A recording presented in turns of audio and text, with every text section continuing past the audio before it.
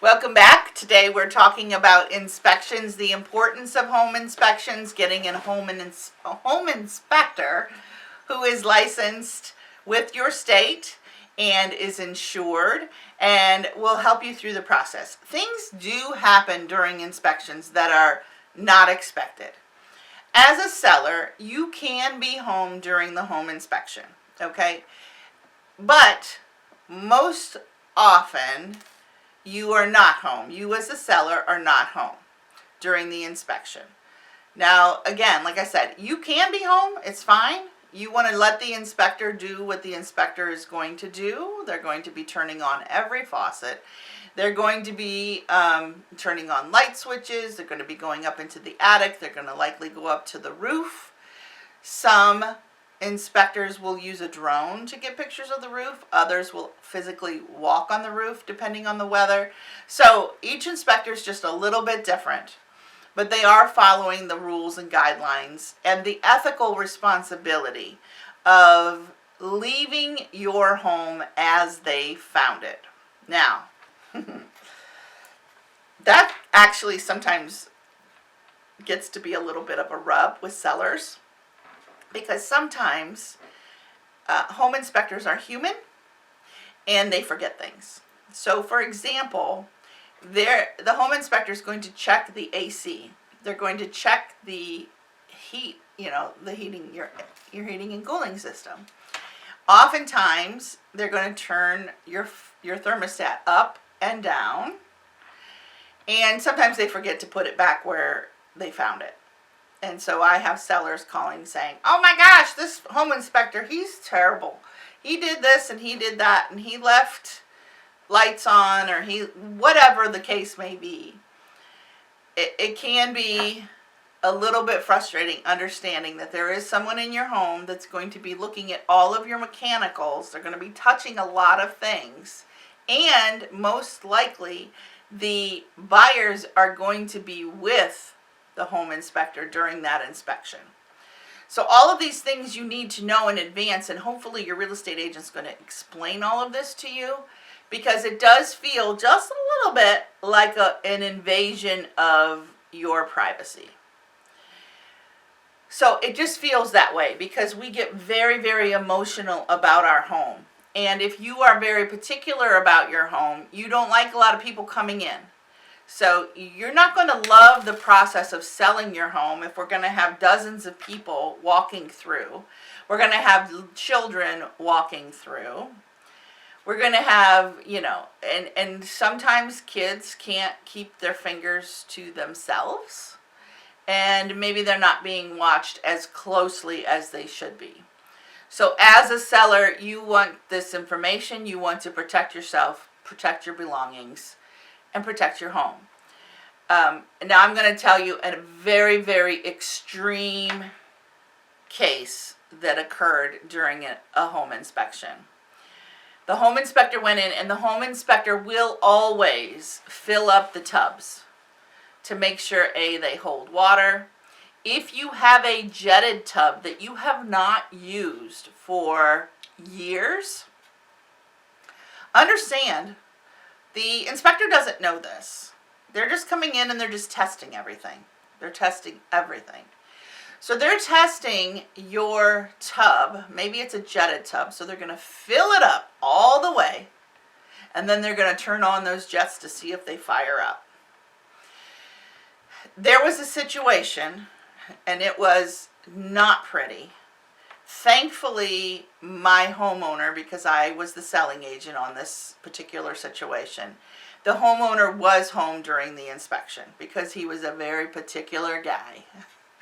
And he wanted to make sure that if the inspector had any questions, he would be available to help. Perfect. All right, so the home inspector filled up the tub. The tub had not been used for 10 years or more. Turned on the jets.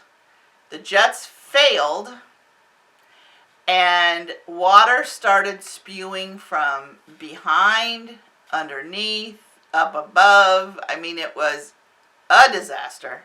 Now, of course, the home inspector realized this pretty quickly that it was leaking, but it wasn't immediate.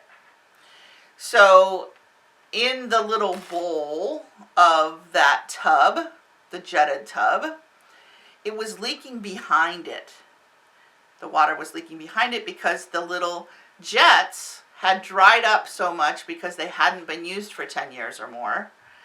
They dried up and shrank, and so the water that was flowing through it was just spewing everywhere rather than just in the tub. So what happened was there was quite a bit of damage to the ceiling, the finished ceiling below the tub. Ooh. And yeah, it wasn't pretty. It wasn't pretty. And the inspector in that instance was blaming the seller, which, boy, I don't know. It was one of those situations where it was like, he said, you said, he said, you. And so then as a selling agent, I'm like, okay, well, we're going to have to obviously fix all this. You did turn it off relatively quickly, but there's still some water damage to the ceiling below. There's still going to be the need to dry everything out, fix it, and then figure out if we could fix the jets to make them operable, or replace the tub, or there were several ors in that situation. It wasn't pretty. Oh my goodness. So we're like, okay, Mr. and Mrs. Buyer, do you still want the home? Because now there's damage that wasn't expected. There was a renegotiation. Thankfully, the buyer said, okay, we understand what happened. We still love this property. We want this home. But you're going to have to spend, Mr. Seller, now a lot of money to make sure that everything gets dried out properly, make sure that the ceiling below is patched properly, and make sure that you now, because you have a tub that is not operable as a jetted tub, which is a feature of the home, you have to decide whether or not we need to replace it with just a regular tub without jets, or what are we going to do? Well, we looked into, the seller and I both did quite a bit of research, had people over. It was impossible to truly replace just the jet packs inside of that tub, because it was an old tub. It was, 15 years old or so, and they just didn't make that model anymore or whatever.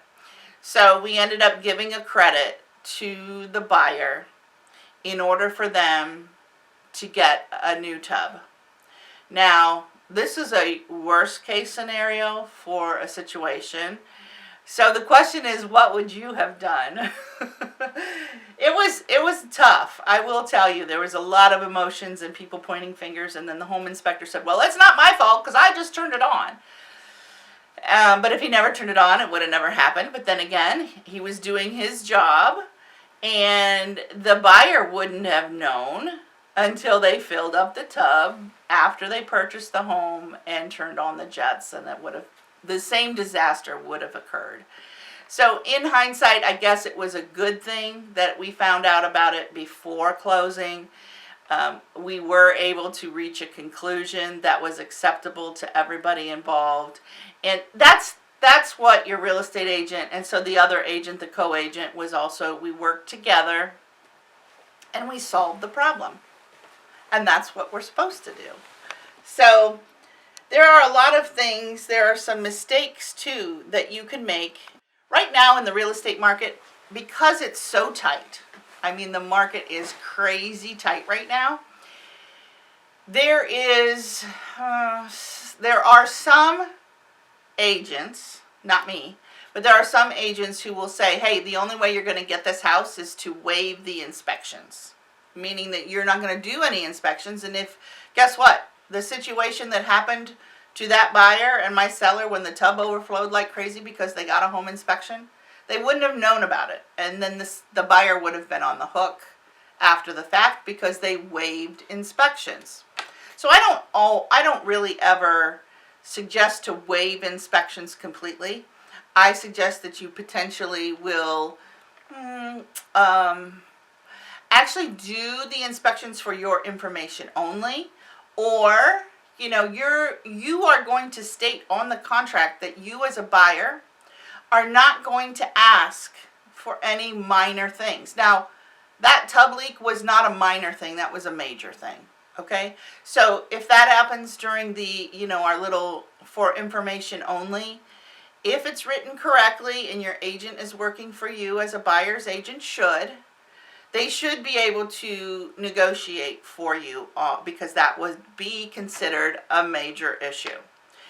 If during your inspection you find, I don't know, maybe there is a roof leak, or maybe there's a monstrous bird's nest or infestation of some sort in the attic that the seller had no idea about, that would be considered a health and safety issue. That would be considered something that you could ask for compensation.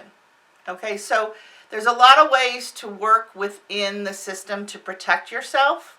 Right now, if you are spending more than list price, more than a home is worth, oftentimes you are going to want to know what you're getting into. So we have to be careful. There's such thing as buyer's remorse that we have to be careful of as well, because buyers will hop in. If there's multiple offers, people get really excited. So it's my job to keep everybody even.